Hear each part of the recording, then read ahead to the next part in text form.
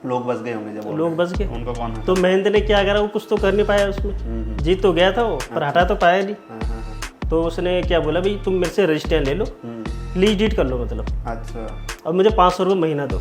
अच्छा। उनका विचार रही 1000 घर भी होंगे, 500 रुपये मिलेंगे तो मेरा निकल जाए। अब जैसे हम लोग बैंक में खाता खुलाते हैं, हमारे नाम से खाता खुल जाता है, तो उसी प्रकार से एक खतौनी भी होती है। अच्छा। भाई हर आदमी की अपनी, आपने सुना होगा वो इंदिरा गांधी के टाइम में नसबंदी हुई थी, हाँ। तो उन्होंने जो है जिन्होंने नसबंदी कराई उनको ज़मीनें मिली थी। ज़मीनें मिली उनको नॉलेज की वजह से सर, नॉलेज ना होने की वजह से कई सारे लोग, मैं अखबार में पढ़ता रहा तो ठगे जाते हैं। किसी ने प्लॉट कोई और दिखा दिया, फिर वो कर दिया। एक बार था किसी का ना ये प्लॉट ले रखा था, हाँ। उसके बराबर ही किसी और का था, अच्छा।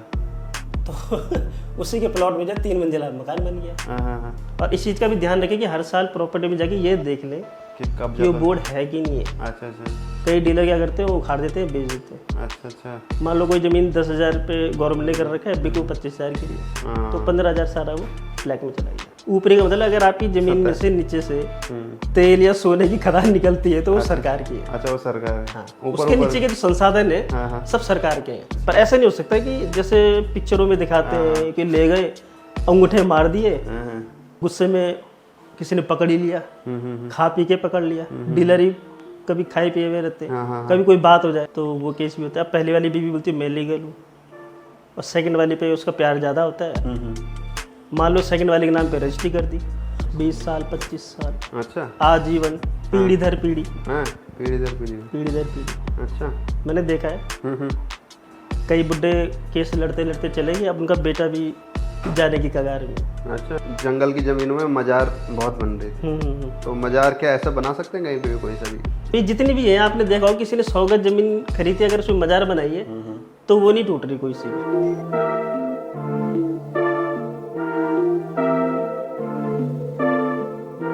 नमस्कार, स्वागत है आपका भैजी बोला बातचीत के एक और एपिसोड में। भैजी बोला बातचीत हिमालय का नंबर 1 पॉडकास्ट शो है, और हर एक बुधवार को सुबह 7 बजे आपको स्पॉटिफाई और यूट्यूब पे सुनने को मिल जाएगा। आज के हमारे गेस्ट हैं श्री आनंद बिष्ट जी। ये प्रॉपर्टी से रिलेटेड जो भी लॉज हैं उनकी प्रैक्टिस करते हैं, एक तरह से प्रॉपर्टी के एडवोकेट हैं, और ये अभी देहरादून और ऋषिकेश में काम करते हैं। तो आनंद बिष्ट जी, बहुत बहुत धन्यवाद भैजी बोला बातचीत पे आने के लिए। बताइए कैसे हैं आप? बहुत बढ़िया। बारिश पुरिश करा दिया आपने। अभी तो मौसम में चलो बढ़िया भी है। हाँ गर्मी बहुत ज़्यादा हो रही थी ना। हाँ हाँ हाँ। अब मुझे लगा आप देहरादून से हैं, तो मैं पूछना चाह रहा था कि मतलब मैं पहले ऐसा मेरा प्लान था कि आपसे पूछूंगा कि किस साइड से हैं, उस साइड के क्या रेट चल रहे हैं, वो सब चीज़ें। पर बाद में पता चला आप ऋषिकेश है, तो ऋषिकेश के मार्केट के क्या पास्ट क्या था प्रॉपर्टी मार्केट का, और अभी क्या फ्यूचर है, मतलब किस तरह से है उसका?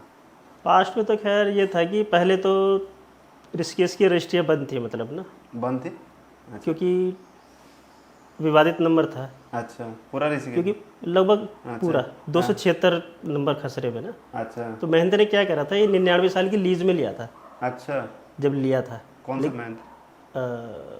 जो ऋषिकेश के महंत थे, अच्छा अच्छा। वो अशोक परपन जी है। हाँ हाँ तो उन्होंने क्या करा, लीज में तो लिया, हाँ। और 20-25 साल बाद जो है बेचना स्टार्ट कर दिया। अच्छा। उसके बाद कई लोगों ने उठाया, लेकिन ये है कि जब आदमी बस गया, मकान बन गए, हाउस टैक्स दे रहा है आदमी, तो उस करके कुछ ज़्यादा कुछ हो नहीं पाया। अच्छा।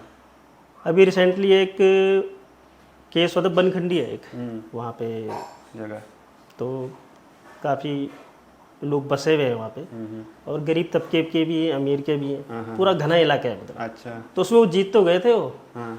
लेकिन कब्जा नहीं ले पाए वो। अच्छा, लोग बस गए होंगे जब लोग बस गए। उनको कौन हटा? तो महेंद्र ने क्या करा, वो कुछ तो कर नहीं पाया उसमें, जीत तो गया था वो पर हटा तो पाया नहीं। हाँ हाँ हाँ। तो उसने क्या बोला, भाई तुम मेरे से रजिस्टर ले लो, लीज डीड कर लो मतलब, अच्छा। और मुझे 500 रुपये महीना दो। अच्छा। उनका विचार था कि 1000 घर भी होंगे, 500 रुपये मिलेंगे तो मेरा निकल जाएगा। पर लोगों ने कुछ भी नहीं दिया, मतलब वो जीता भी किसी काम का नहीं ना मतलब। ऋषिकेश में सबसे ज़्यादा कहाँ के रेट चल रहे हैं आजकल? किस साइड के रेट चल रहे हैं इस समय? सबसे ज़्यादा जो है, डिमांड कहाँ की है सबसे ज़्यादा? सबसे ज़्यादा नटराज चौक हो गया, देहरादून रोड हो गया। देहरादून रोड की डिमांड तो है पर वहाँ है ही नहीं, सारा भरा है। अच्छा, है ही नहीं जगह। कभी अंदर वैसे गंगानगर वगैरह में फ्लैट्स वगैरह बनते हैं, अच्छा। उसी में जो दुकान बन गई तो बन गई। हाँ हाँ हाँ। मतलब ये लगा लो कि लगभग फुल पीक में मतलब जितना डेवलप होना था हो चुका। अच्छा, अब तो कोई प्रॉपर्टी ऐसी कि पुरानी होगी वो टूटेगी resale वाली। बेचेगी तब वैसा होगा। अच्छा। अब बनेंगे भी तो कॉम्प्लेक्स ही बनेंगे, हाँ हाँ हाँ। सिंगल दुकान वाला तो सिस्टम खत्म ही समझो मतलब। देहरादून के प्रॉपर्टी मार्केट को फॉलो करते हैं आप? नहीं देहरादून में तो इतना नहीं है। अच्छा। राजपुर रोड के बारे में पता है कि वहाँ पे तो आपको भी पता ही होगा वहाँ के क्या हाँ, नहीं रेट तो सब जगह ही बढ़ रहे हैं। जैसे पहले बंजारा वाला साइड था, वहाँ धीरे धीरे रेट बढ़े। अब यहाँ बाला वाला साइड लिया लोगों ने, अब यहाँ रेट लोगों के मिडिल क्लास से बाहर आ रहे हैं, तो अब धीरे धीरे भान्या वाला साइड लोग वहाँ रेट बढ़ रहे हैं, तो सब जगह एक तरह से फ्लैट रेट हो जा रहे हैं। अभी जो है नथुआ वाला आया था, मैं मेरे मौसा जी रहते हैं यहाँ पे, तो 14-15 साल पहले मैं आया था, तो पूरा मतलब ऐसा ऐसी था, मैं भी 10 साल पहले गांव जैसा था। तो अब मुझे यहाँ आना पड़ा तो मुझे मिला ही नहीं उनका वो, मतलब रोड पे चल रहे पता ही नहीं चल रहा, पूरा डेवलप हो गया इधर, मार्केट बन गई है। तो स्पेशल हमें जो है लोकेशन ट्रेस करके तब पहुँचे मतलब। हाँ, पहले तो डेवलप तो सब जगह है। हाँ, नथुवालों में पिछले 5-6 साल में बहुत ज़्यादा हुआ है इस एरिया में। पहले भी यहाँ भी नहीं था, 10 साल पहले मैं भी रहता था ना, तो उस टाइम पे इतना नहीं था यहाँ। अब ये हो गया मोहिनी रोड हो गया, वहाँ पे लोगों ने घरों में भी जो है कॉमर्शियल एक्टिविटीज स्टार्ट कर दी है। अच्छा। आपने देखा ही होगा। हाँ हाँ हाँ हाँ, वैसे ज़्यादातर मैंने देखा कि यहाँ जैसे जिम है, जैसे हमारा खुद प्रोडक्शन हाउस है, ज़्यादा रेजिडेंशियल प्रॉपर्टी से ही चल रहे हैं, तो ऐसा कर सकते हैं, ऐसे कोई दिक्कत तो नहीं होती? नहीं कोई दिक्कत नहीं है। जैसे हम कमर्शियल काम कर रहे हैं या फिर कोई किसी ने जिम खोल रखा है घर में ही। अब मान लो अगर कोई काम आप कर रहे हो, आपने कोई फर्म खोल रखी है, रजिस्टर्ड कर रखी है, तो कोई दिक्कत नहीं है। अच्छा अच्छा। ऋषिकेश में भी ऐसे ही हो रहा है। जैसे हम लोग फर्म वगैरह रजिस्टर्ड करते हैं, हम तो नहीं करते, उनसे करवाते, तो एफिडेविट जाता है कि ये मेरा बेटा है, मतलब या किराए पे ले रखा है, हो जाता है। अच्छा। अब जब मेन रोड में है ही नहीं, लोगों ने काम तो करना ही है। ठीक ठीक ठीक। GST वगैरह वो भर ही रहे, गवर्नमेंट को टैक्स जा ही रहा है। एज अ प्रॉपर्टी एडवोकेट आपका काम क्या रहता है मतलब? हमारा काम ये रहता है कि भाई जो मेरा अपना काम करने का तरीका है, वैसे तो खैर हर वकील अपने हिसाब से करता है, लेकिन जब मैं किसी प्लॉट की रजिस्ट्री करनी होती है तो सबसे पहले हम पर्सनली जाके पहले प्लॉट में विजिट करते हैं। अच्छा, सारे कि भाई हाँ, अच्छा, उनकी प्रॉपर फोटो खींची जाती है और पूरा लैटिट्यूड लैंगिट्यूड के साथ। अच्छा अच्छा। ताकि जो है उनको जो जिस प्लॉट की रजिस्ट्री हो रही है उसी प्लॉट की रजिस्ट्री हो। और पहले ये चेक किया जाता है कि भाई खतौनी में कहीं इसमें लोन वगैरह तो नहीं है, अच्छा, या इसकी मूल रजिस्ट्री है कि नहीं है। हाँ। कई बार क्या होता है, मालिक जो है जमीन में लोन ले लेता है, अच्छा, तो रजिस्ट्री तो उसकी मॉर्गेज रहती है, वो मालिक के नाम। हाँ, वो तो बैंक में मॉर्गेज रहती है। और खतौनी में कई बार चढ़ नहीं पाता है कि भाई ये मॉर्गेज है, ये पहले नहीं चढ़ता था, अब तो खैर कंपलसरी है। और वो बेच देते हैं, बाद में कास्ट उनको दिक्कत आती है, मतलब जो खरीदते हैं उनके ऊपर आ जाता है। हाँ। अच्छा। और ये है कि जब भी ज़मीन खरीदो तो किसी रेपुटेटेड डीलर से खरीदो। मतलब सर, ये खाता खतौनी नंबर ये सब क्या होता है, खसरा नंबर और वो सब क्या होता है? अब जैसे हम लोग बैंक में खाता खुलाते हैं, हमारे नाम से खाता खुल जाता है, तो उसी प्रकार से खतौनी भी होती है। अच्छा। भाई हर आदमी की अपनी, भाई ज़मीन मेरी है, इसका खाता नंबर, हर जमीन का एक खाता नंबर। अच्छा, हर ऑनलाइन होता है, ऑनलाइन आप चेक कर सकते हो भूलेख में। अच्छा अच्छा। भूलेख में जाके आप गांव का नाम सेलेक्ट करके खसरा या काश्तकार के नाम से खतौनी निकाल सकते हो। उसमें खसरा नंबर भी लिखा रहता है। अच्छा। किस खसरे में कितनी ज़मीन है और टोटल कितना एरिया है। अच्छा, एरिया भी है, ये सब लिखा रहता है। हाँ। मालिक का नाम उसमें अपडेट होता रहता होगा। जैसे जिसने, अब जैसे मूल मालिक है, उसने ज़मीन बेचना स्टार्ट करा, तो मूल मालिक के नाम से कटता रहता है एरिया। 5 साल बाद, 10 साल बाद जब फसली वर्ष चेंज होता है तो उनका नाम मूल में आ जाता है। अच्छा अच्छा, मूल वाले का चेंज होके इसमें आ जाता है, खुद बन जाते हैं। हाँ। और कभी ऐसा हुआ कि एक प्लॉट था, अब उसके 2-3 हिस्से हो गए, तब नया हाँ, नहीं वही बता रहा है मैं ना। अच्छा, हाँ। पहले तो राइट साइड में नाम आता है, फिर जब फसली वर्ष बदलता है, अगर वो सह खातेदार नहीं है। क्या नहीं है? सह खातेदार। अच्छा, सह खातेदार। हाँ। मान लो 3 आदमी है, उनके नाम से पूरी प्रॉपर्टी है। अच्छा। उसमें से सिर्फ एक आदमी बेच रहा है ज़मीन, तो जो परचेजर होगा उसका सह खातेदार में चढ़ेगा। अच्छा। क्योंकि अगर सह खातेदार में ना चढ़े तो अगले साल वो तो हट जाएगा वहाँ से, उतना एरिया कम हो जाएगा, वो एरिया सबका कम होगा। अच्छा। क्योंकि नाम तीनों का आ रहा है, इसलिए सह खातेदार में फिर नाम कटता नहीं है। या तो तीनों के तीनों बेचें फिर उसको। अच्छा, तीनों साथ में। हाँ। अच्छा। या तो 2 आदमी सहमति दे दे उसमें, उस स्थिति में।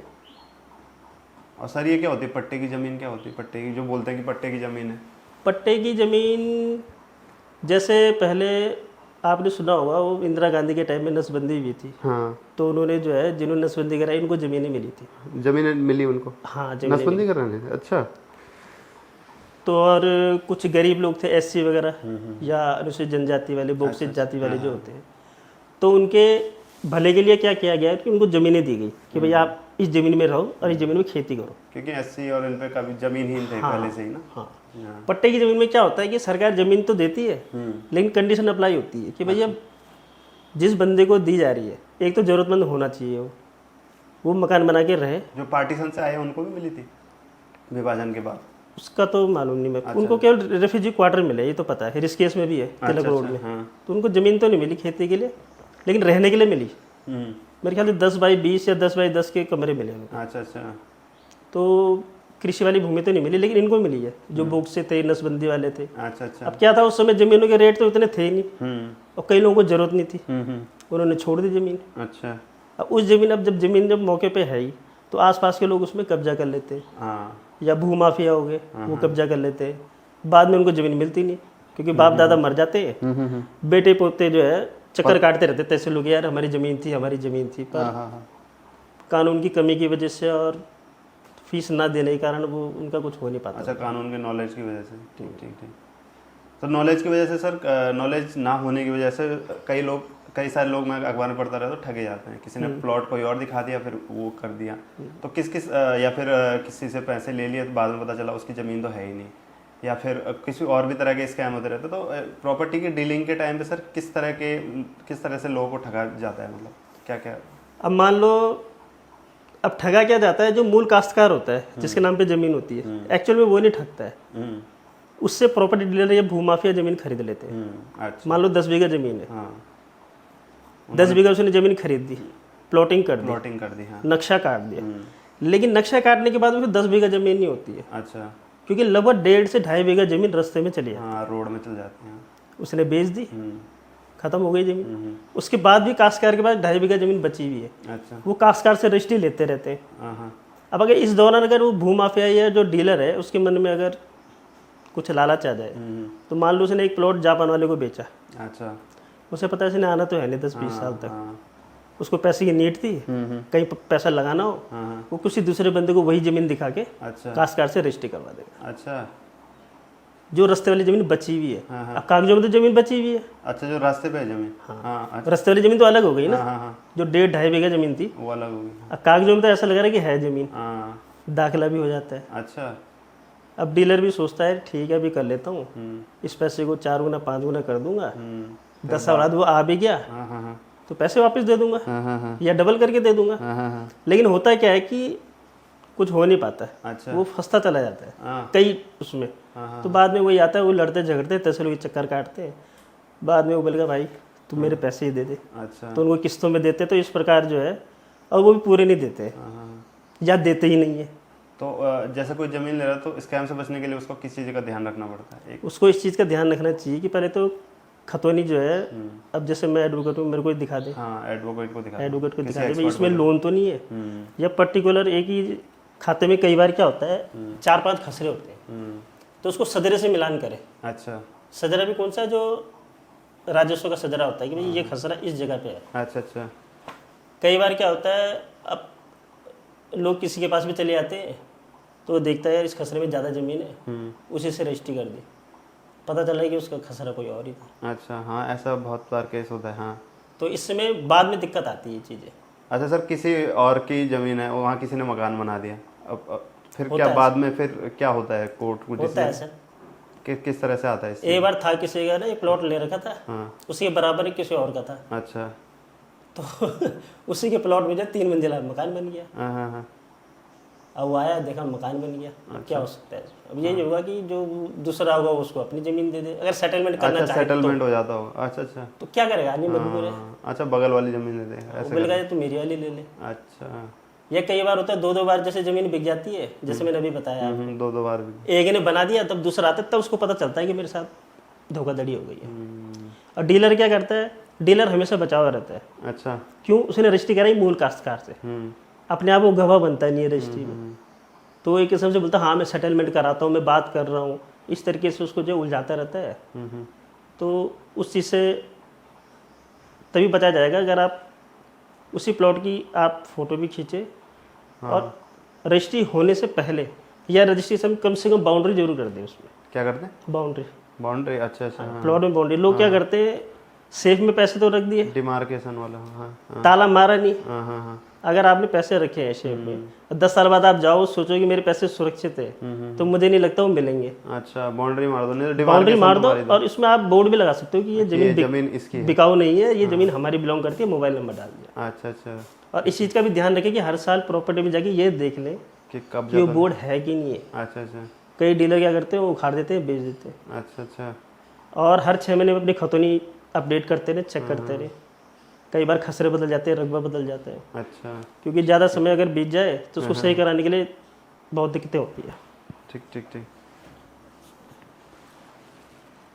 जैसे पट्टे की ज़मीन थी तो वहाँ पे किसी का मकान है, तो क्या किसी को पट्टे की ज़मीन मिल रही है एज अ बेचने के लिए ना, तो उसकी होती है रजिस्ट्री क्या, मतलब कोई जैसे किसी को ले ली? जो पहले मूल पट्टे होते थे उसमें, अभी थोड़ी देर पहले आपको बता रहा था, तो उसमें सरकार कंडीशन रखती है भाई आप इसमें मकान बनाओगे हाँ हाँ और इसमें खेती करोगे। हाँ हाँ जब आपको खेती करते 15 से 20 साल हो जाते हैं, हाँ, तो बाकायदा एसडीएम क्या एक आदमी जाता है, बोलता है भाई मैं 15-20 साल से इसमें काश्त कर रहा हूँ, हाँ, इसको मेरे नाम पे चढ़ा दो। अच्छा, तो गवर्नमेंट क्या करती है, सबसे पहले असंक्रमणीय करती है उसको। असंक्रमणीय, अच्छा, जो एक्चुअली जो नंबर 1 की जमीन होती है वो संक्रमणीय होती है, हाँ, पहले उसके नाम पे असंक्रमणीय करिए, अच्छा, उसके बाद फिर कुछ समय वो बाद वो उसको संक्रमणीय करवा सकता है कि हाँ ये बंदा तब से लगातार काश्त करता चला रहा है, इसने बेची नहीं है। तो और जो सर प्रॉपर्टी की डीलिंग होती है इनमें, मतलब ब्लैक मनी का कितना इन्वॉल्वमेंट रहता है? जैसे ब्लैक मनी से भी बोलते हैं कि जो मार्केट का रेट बढ़ रहा है वो ब्लैक मनी से ही बढ़ रहा है, क्योंकि लोग ब्लैक मनी लगा रहे हैं। सर्किल रेट तो जो चल रहा है, एक बार वो बता दीजिए कि सर्किल रेट वगैरह क्या होता है वो सब। अभी सर्किल रेट भी बढ़ा ही है। सर्किल रेट क्या होता है, हर 2 या 3 साल में रिवाइज होता है। तो इसमें गवर्नमेंट ये निर्धारित करती है कि इस क्षेत्र के जो है ये रेट है, ऑफिशियल रेट है मतलब। ऑफिशियल मतलब सरकार की तरफ से इतने रेट है। तो लेकिन एक्चुअली में क्या था, बाजार में जो है उससे अधिक पे ही मार्केट ज़्यादातर ज़मीनें उससे अधिक से ही बिकती है। बहुत कम होता है कि उससे कम में बिके, उससे कम में भी। तो वो ज़्यादा रेट में ज़मीन खरीदते हैं। तो वाइट का पैसा तो चेक से दिखा देते हैं रजिस्ट्री में, अच्छा बाकी जो है वो कैश में देते हैं, वो सब ब्लैक मनी है। अच्छा, मान लो कोई ज़मीन 10,000 पे गवर्नमेंट ने कर रखा है, बिकू 25,000 की रही है, हाँ, तो 15,000 सारा वो ब्लैक में चला गया। 15,000 ब्लैक में। और तो इससे फिर मार्केट में भी ज़मीन की धीरे धीरे बढ़ती रहती है, क्योंकि बढ़ेंगे ही, क्योंकि अब आदमी जो पैसा लगा रहा है भाई, चलो जो सक्षम लोग हैं वो तो खैर अपना पैसा लगा रहे हैं। अब गरीब आदमी क्या करता है, बैंक से लोन लिया, ज़मीन खरीदी, उसके बाद फिर लोन लेके मकान भी बनाता है, एमडीटी से नक्शा भी अप्रूवल कराएगा, हाँ, तो उसी से रेट इंक्रीज होते हैं। अच्छा अच्छा।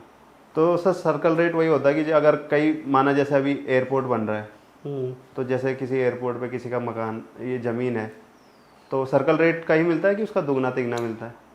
पहले तो खैर क्या होता था कि अगर ज़मीन से विस्थापित कर रहे थे उसको, उसके बदले ज़मीन दी जाती थी किसी और जगह पे। अच्छा। लेकिन अब सरकार के पास ऑप्शन तो रहा नहीं ज़मीन देने का, हाँ क्योंकि रेट इतने बढ़ गए। हाँ हाँ तो इस समय जो हमारा एयरपोर्ट इधर से हो रहा था हाँ, जॉली ग्रांट में, तो 4 गुना देने के लिए बोला था उन्होंने सर्कल रेट से। सर्किल रेट से। अच्छा अच्छा, ठीक ठीक, तो 4 गुना देती है। हाँ हाँ। और उसके बाद आदमी चाहे वहाँ पे किसी का मकान भी है तब मकान का रेट, मकान का भी, अच्छा, मकान का भी सर्किल रेट होता है। हाँ हाँ, उसका इवेल्युएशन करने आते होंगे कितने का मकान। अच्छा अच्छा, रजिस्ट्री देखते हैं हाँ हाँ हाँ कितना एरिया है, मकान का अलग है, दुकान का अलग है, हाँ हाँ। कितना पुराना मकान है, कितना नया मकान है। तो सर ऐसा बोला भी जाता है कि इंडिया में कोई ज़मीन ओन नहीं करता है, सिर्फ ज़मीन की रजिस्ट्री होती है, ऐसा क्या ये बात सही है? क्या क्या नहीं होता ऑन? कोई मतलब आप ज़मीन ओन नहीं कर सकते हो, ओन मतलब आप मालिक नहीं हो उसके, बस रजिस्ट्री हुई, ऐसा क्या? हाँ एक्चुअली सरकार वो क्या, है सरकार की होती है। हाँ अच्छा नहीं, सरकार ये बोलती है कि जो आपने जमीन खरीदी है आप उसके ऊपरी परत के मालिक हो। अच्छा, ऊपरी का मतलब अगर आपकी जमीन में से नीचे से तेल या सोने की खदान निकलती है तो वो सरकार की है। अच्छा वो सरकार है। हाँ, उसके नीचे के जो संसाधन है हाँ हाँ, सब सरकार के हैं। अच्छा, तो कल को मतलब मेरे यहाँ नीचे खजाना निकल गया तो हाँ, वो सरकार का है। अच्छा, ठीक ठीक ठीक, वो भी तब है अगर आप बता दो सरकार को, बताना तो पड़ेगा ही। हाँ हाँ हाँ हाँ। तो सर ये जैसे आप कह रहे थे भू माफिया ये कर लेता है वो कर लेता है कि बोर्ड उतार के, तो और क्या क्या तरीके से काम करते हैं भू माफिया, किस तरह से? एक तो यही हो गया जो जमीन में एक्स्ट्रा वो होता है, हाँ हाँ, एक प्लॉट को दो बार बेच दिया। और कई बार क्या होता है, जैसे नगर पालिका में ज़्यादा होता है, कई होते हैं क्या दिवालिया जो होते हैं, अच्छा, जो बैंक करप्ट हाँ हाँ हाँ बैंक मान लो ये आपकी प्रॉपर्टी है, ये आपके पास पैसा है नहीं, आपने एक को बेच दिया, ठीक है, पहले तो आपने ले लिया लोन बैंक से, हाँ लोन चुकाने को, वो रजिस्ट्री तो चलो बैंक में चले गई, उस पर नगर पालिका संपत्ति संख्या के आधार पे आपने किसी को रजिस्ट्री कर दी। अब नगर पालिका में दाखिला तो होता है नहीं, दाखिला एक नहीं होता? दाखिला नहीं होता, अच्छा अच्छा, केवल नगर पालिका में चढ़ता है, वो भी कोई चढ़ाए तो। हाँ एक को बेच दी, फिर आपने वही रजिस्ट्री कॉपी देके दूसरे को दी, उसको बेच दी, 4-5 को बेच दी, वो ना किसी की ज़मीन होती ना किसी की, बाद में बैंक उस संपत्ति को ले आती तो सबका पैसा डूबा समझो। इस तरीके से भी स्कैम हो जाते हैं काम। जबरदस्ती भी किसी की हड़प लेने वैसे वाला पहले होते थे, अब होते हैं? जबरदस्ती का तो नहीं होता खैर, अब नहीं है जबरदस्ती का, पहले होता होगा, लेकिन दूसरा टाइप है। मान लो 4 भाई हैं और 2 भाइयों में आपस में बनती नहीं है, और वो घुसने दे नहीं रहे। अच्छा, 4 भाइयों में 2 विदेश में रहते थे, वो आए और वो सोचते हैं तुम तो विदेशी आदमी, तुम्हारे पास पैसा ज़्यादा है, वो उनको हिस्सा नहीं देते हैं, तो वो क्या करते हैं, 2 आदमी डीलर से मिलके बोलते हैं भाई ऐसा ऐसा, तो डीलर क्या करते हैं, उनसे रजिस्ट्री लेते हैं पहले, अच्छा, फिर जबरन उनकी संपत्ति में कब्जा करते हैं। इस टाइप से होता है। पर ऐसा नहीं हो सकता कि जैसे पिक्चरों में दिखाते हैं कि ले गए, अंगूठे मार दिए और हो गया, और रजिस्ट्रार को भी बुला दिया, ऐसा नहीं होता। अच्छा अच्छा, पूरे मतलब तरीके से ही होता है। हाँ ठीक ठीक ठीक, होता लीगल वे में ही। हाँ। कई सारे सर प्रॉपर्टी से जुड़े लोग बाद में फाइनेंसर भी बन जाते हैं। हाँ, मतलब फाइनेंस करने कई फाइनेंसर है वो डीलर बन गए, जो डीलर है फाइनेंस, अच्छा अच्छा, सब पैसे पे डिपेंड करते हैं। हाँ। तो इसमें सर जैसे प्रॉपर्टी में भी मतलब प्रॉपर्टी डीलर्स हो जो प्रॉपर्टी डील करते हैं, उनको जान माल का खतरा रहता है वैसे कई बार? ऐसा है ना, जब एक प्लॉट 4 जगह बेच दिया है, कईयों की देनदारी है, तो कोई कुछ भी कर सकता है। मान लो आप डीलर के पास गए, आप भुगतभोगी हो, आपकी जीवन की जो गाड़ी कमाई जो है डूबी। भाई हमारा पहाड़ी आदमी क्या करता है, नमक रोटी में खाना खाता है, तब 2 पैसे जोड़ के भी 100 गज 150 गज का टुकड़ा लेगा। अब वो हुआ, उसकी वाइफ भी, उसका भाई हुआ, कोई फौजी आदमी हुआ, वो होते हैं गर्म दिमाग के। अब गुस्से में किसी ने पकड़ ही लिया, खा पी के पकड़ लिया, डीलर ही कभी खाए पिए हुए रहते हैं, कभी कोई बात हो जाए तो डराने के लिए या उस चीज़ के लिए रखनी पड़ती है उनको। अच्छा अच्छा, पर मुझे नहीं लगता कि जो साफ काम करते हैं उनको इस चीज़ की जरूरत। अच्छा, जो गलत ज़्यादातर उसमें घुसे रहते तो उसका ही होता है। और सर और फैमिली में आजकल अक्सर ही मतलब प्रॉपर्टी को लेकर डिस्प्यूट देखने को मिल जाते हैं, तो किस तरह के डिस्प्यूट मिलते हैं सर? आप केस से बता सकते हो? डिस्प्यूट ऐसा होता है जैसे मान लो एक आदमी की 4 संतानें हैं, उसने मकान बना रखे, उसमें 3 कमरे हैं, या मान लो 7 कमरे हैं। अब 3 आदमी में बंटने के तो है नहीं हो। अच्छा, हाँ। तो एक भाई बोलता है मुझे नीचे वाला पोर्शन चाहिए, एक भाई बोलता है मुझे ऊपर वाला चाहिए। अब ऊपर वाले में जाए तो नीचे वाला बोले मैं तेरे को यहाँ से जाने नहीं दूंगा ऊपर। अच्छा, उसका मतलब नीचे से पानी बंद कर देगा। मोटर में पानी चल रहा होगा तो मोटर खराब कर देगा, या तो बंद कर देगा, या नीचे से बिजली का स्विच ऑन कर देगा, या तार काट देगा। तो मतलब वो इतना तंग कर देता है कि वो आपस में उनकी लड़ाई झगड़ा होता है, फिर बेचने के लिए हो जाते हैं और बिकने भी नहीं देते हो। अच्छा, तो कोई आ गया जैसे ये केस है, इसमें बचने का सबसे बेस्ट सॉल्यूशन क्या है? वो कर दो, लिक्विफाई कर दो, बेच दो पहले। कैसे बेचोगे आप? जब तक भाई जो 4 भाई हैं, अब नीचे से कोई ले जा रहा ऊपर के बेचने के लिए, तो नीचे वाला पकड़ेगा ना, हाँ भी कहाँ जा रहे तुम, उसको गाली गलौज करके भगा देगा। फिर आदमी बोलता है मैं तो पैसे दे के चीज़ ले रहा हूँ, मैं पंगे क्यों लूँ? ये चीज़ें होती है। और ऊपर वाली मंजिल वाला कुछ बना नहीं सकता अपना, बनाएगा तो मटेरियल नीचे से ऊपर जाएगा। दूसरे और किस तरह के केस आते हैं इसमें फैमिली में प्रॉपर्टी आते हैं? जैसे एक बंदा कोई भारी है, अधिकतर केस ऐसे भी होते हैं कि भाई एक आदमी जो है 2-2 शादियां कर लेता है। अच्छा, तो वो केस भी होता है। पहली वाली बीवी बोलती है मैं लीगल हूँ, और सेकंड वाली पे उसका प्यार ज़्यादा होता है।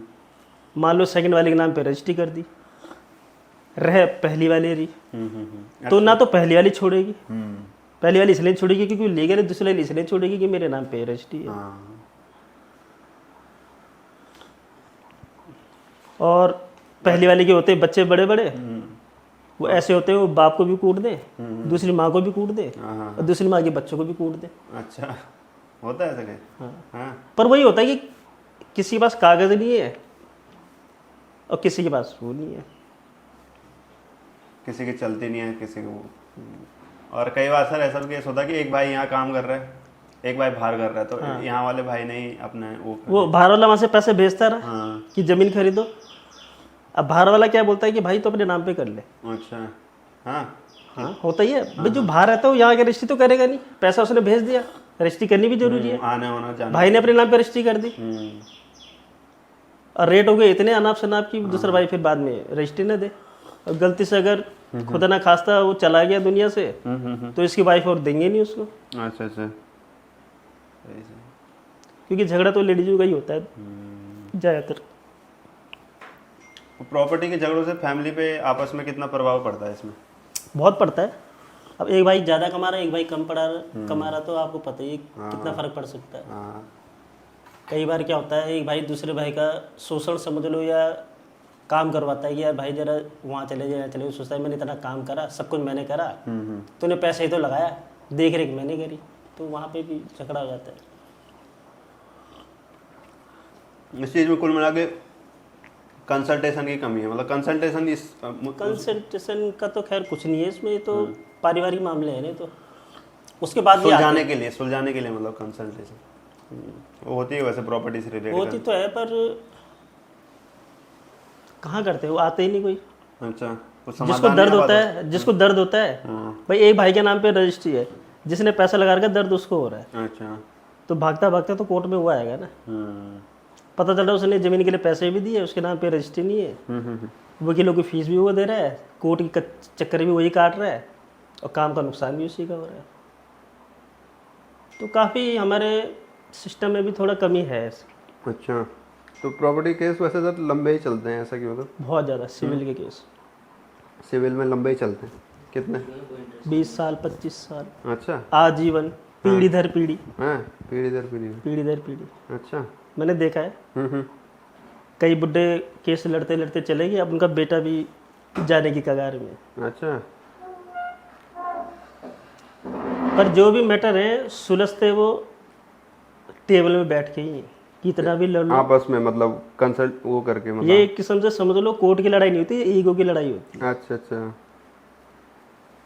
जब तक आदमी बैठ के बात नहीं करेगा, और समझौते में क्या होता है, कुछ ना कुछ छोड़ना पड़ता है। अगर आप ये सोचो कि सारा मुझे चाहिए तो कभी नहीं होनेगा। अच्छा, अब या तो उनके बच्चे करेंगे समझौता, या तो उनके पोते करेंगे, या तो जमीन ऐसी पड़ी रहेगी। अच्छा, तो इसका यही है कि जल्द जल्द निपटाया जाए, जो जिसको मिल रहा है भाई उसी को आगे बढ़ाया जाए, नहीं तो इसमें समय भी खराब होता है, पैसा भी खराब होता है, और रिलेशनशिप खराब तो होती है। मेन तो वही है सबसे।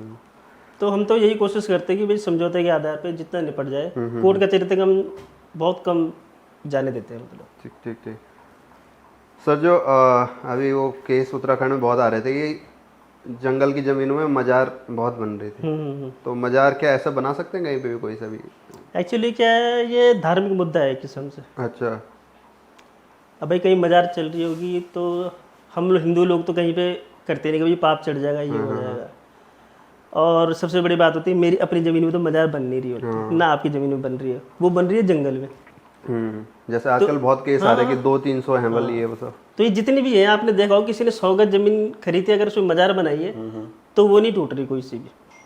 अब जंगल में हो रही है, देखो ना आपका कुछ बिगड़ा ना मेरा कुछ, तो किसी ने कुछ बोला नहीं है। ये तो जंगलात वाले कर रहे हैं ना, अच्छा, सरकार कर रही है कि भाई ये सरकारी ज़मीन में जो है मजार वगैरह ना बनाया जाए। चाय बढ़िया बन रही है। हाँ बस बढ़िया बनाते हो। उत्तराखंड में भी और एक और चीज़ की मांग की जा रही है कि भू कानून जल्दी से जल्दी लाया जाए, तो सर क्या फ़ायदा हो सकता है भू कानून से उत्तराखंड में? भू कानून में क्या है, जो पहाड़ है, पहाड़ों की ज़मीनें बाहर वाले खरीद रहे हैं सारी की सारी। एक्चुअली पहले क्या होता था, हम लोग वहाँ खेती वगैरह करते थे, तो पहाड़ बचे हुए थे, उससे जो वहाँ की आबो हवा और जो झरने वगैरह सबका पानी ठीक ठाक। अब बाहर वाली ज़मीन खरीद रहे हैं, किसानों ने ज़मीन बेच दी है, वो खेती कर नहीं सकते, तो उससे जो है फिर बंजर हो रही है ज़मीनें, पहाड़ अपनी सुंदरता ख़त्म कर रहे हैं, और वहाँ पे जो है खेती की जगह रिजॉर्ट वगैरह बन रहे हैं। ऐसा ही अगर होता रहा तो फिर तो जिस चीज़ के लिए फेमस है उत्तराखंड, पहाड़ों के लिए, वो सब खत्म हो जाएंगे। और यहाँ के लोग किसी काम के लिए नहीं है, ज़मीन बचेगी नहीं। डेमोग्राफी भी चेंज हो रही है इसकी धीरे धीरे ना उत्तराखंड की। और हमारे भू कानून में क्या है, व्यवस्थाएं तो बहुत अच्छी अच्छी बनी है, पर इसके तोड़ भी है। अच्छा, तोड़ क्या है? तोड़ ये है कि एससी अपनी ज़मीन बेच नहीं सकते हैं, अच्छा, ऐसा नियम है। अब क्या है कि अपना बेच नहीं सकता। अच्छा, और जो एससी हो गए, ट्राइबल एरिया हो गए, जौनसार हो गए, एसटी वाले, एसटी हो गए जो बोक्से होते हैं, एससी हो गए ज़मीन बेच नहीं सकते। अच्छा, बेच सकते हैं लेकिन आप अपनी ही जाति वालों को, अच्छा, सामान्य जातियों को नहीं। अच्छा अच्छा, ये पहले उनकी जमीन की प्रोटेक्शन के लिए बनाया गया होगा ना, ताकि लेकिन अब क्या है, इसमें भी अब सरकार कुछ चीज़ बनाती है तो उसको तोड़ भी होते ही है। हाँ। अब जमीन को अगर आबादी में घोषित कर दिया जाए, जो कोई जमीन अगर खेती की है उसमें हम छेड़खानी नहीं कर सकते। वो क्या करते हैं, जमीन को आबादी में घोषित करवा देते हैं, अच्छा, कृषि जमीन को, उसके बाद सामान्य को बेच देते हैं। अच्छा, और एक लॉ और भी है कि एससी अपनी ज़मीन बेच सकता है, लेकिन उसको सरकार से परमिशन लेनी पड़ेगी। अच्छा, उसकी कंडीशन ये है कि अगर किसी एससी के पास 16.5 बीघा ज़मीन है, उस ज़मीन को बेचने के बाद तो वो अपनी ज़मीन बेच सकता है, बेचने की परमिशन लेके बेच सकता है मतलब। अच्छा, अब क्या होता है कि भाई एक गरीब एससी है, उसके पास 1 बीघा ज़मीन, उसमें हम यूँ कर नहीं सकते, वो परमिशन ले नहीं सकता। अब डीलर क्या करता है, किसी एससी को खड़ा कर देता है, अच्छा, जिस पर ऑलरेडी 20-30 बीघा ज़मीन होती है, पहले उसके नाम पे कराएंगे, एससी से एससी, हाँ, उसके नाम पे दाखिला खारिज होगा, फिर वो परमिशन लेगा भी मेरे पे 16.5 बीघा ज़मीन बचेगी, अच्छा, मुझे अपने बेटे की शादी के लिए लोन चाहिए, परमिशन मिलती है, फिर सामान्य को बिक जाती है। अच्छा, तो ये चीज़ें हैं कुछ। ठीक ठीक ठीक। और कुछ सर मुद्दों पे? और नियम यह है कि जो उत्तराखंड का आदमी है, वो यहाँ पे लगभग 62.5 बीघा ज़मीन खरीद सकता है, एक आदमी। अच्छा, एक आदमी 62.5 बीघा, इससे ऊपर नहीं खरीद सकता उत्तराखंड का ही खुद? उत्तराखंड अब का। बाहर का? और बाहर का जो है 250 मीटर से ऊपर नहीं खरीद सकता, 250 मीटर स्क्वायर, 250 मीटर, अच्छा, 300 गज मतलब। अच्छा, 300 गज से ऊपर नहीं खरीद सकते। और अभी भी है वो अभी भी है। अच्छा अच्छा, मतलब रेजिडेंशियल वाली। अच्छा अच्छा, ठीक ठीक। लेकिन ये बाहर वाले क्या करते हैं, अपने ही कोई उत्तराखंड का बंदा पकड़ दिया, उसके नाम पे रजिस्ट्री कर दी, ले दो 200 400 नाली खरीद रहे हैं ऊपर। अच्छा, लीज वगैरह पे भी लेते हैं लोग, जैसे ऊपर रिजॉर्ट वगैरह बनाने के लिए लीज पे भी चलता है? लीज पे काश्तकार से तो कोई नहीं लेता, अच्छा, काश्तकार के पास उतना होता ही नहीं है। एक्चुअली क्या होता है, एक गांव में होते हैं 50 परिवार, 50 परिवार की मान लो 200 नाली जमीन है। हाँ, अब 50 के 50 परिवार तो लीज पे देने से रहे ना, उनके लिंक होते हैं, भाई कोई बाहर विदेश में काम कर रहा है, कोई शहर में काम कर रहा है, कोई घर में ही है। हाँ, तो पहले तो इनसे सारी ज़मीन खरीदी जाती है। अच्छा, मान लो किसी ने खरीद ली, अच्छा, अब जो खरीदेगा वो ठीक ठाक बंदा ही होगा, हाँ, वो जब पूरी ज़मीन इकट्ठी कर लेता है, रजिस्ट्री कर लेता है, फिर वो देता है लीज में।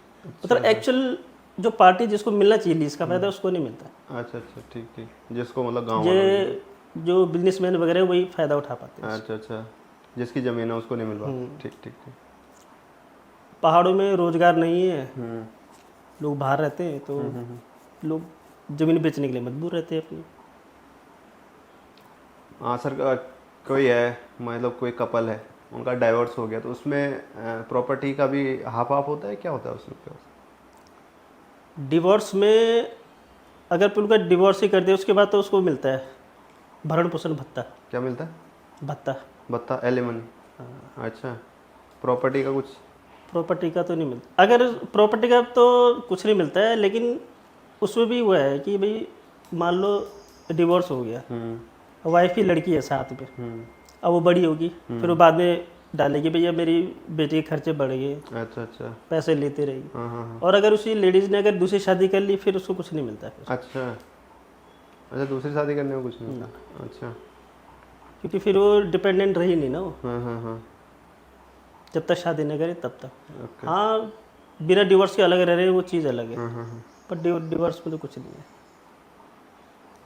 चलो सर, अब इतना ही करते हैं, और किसी बारे में करनी है आपको डिस्कशन? बस यही है। चलो, बहुत बहुत धन्यवाद बिश जी आपका आने थैंक के यू लिए। भाई जी। हैं, ठीक है, आगे आपसे बात करेंगे। ठीक है, भैजी बोला बातचीत में आने के लिए आपका बहुत बहुत धन्यवाद। चलो मिलते हैं। ओके।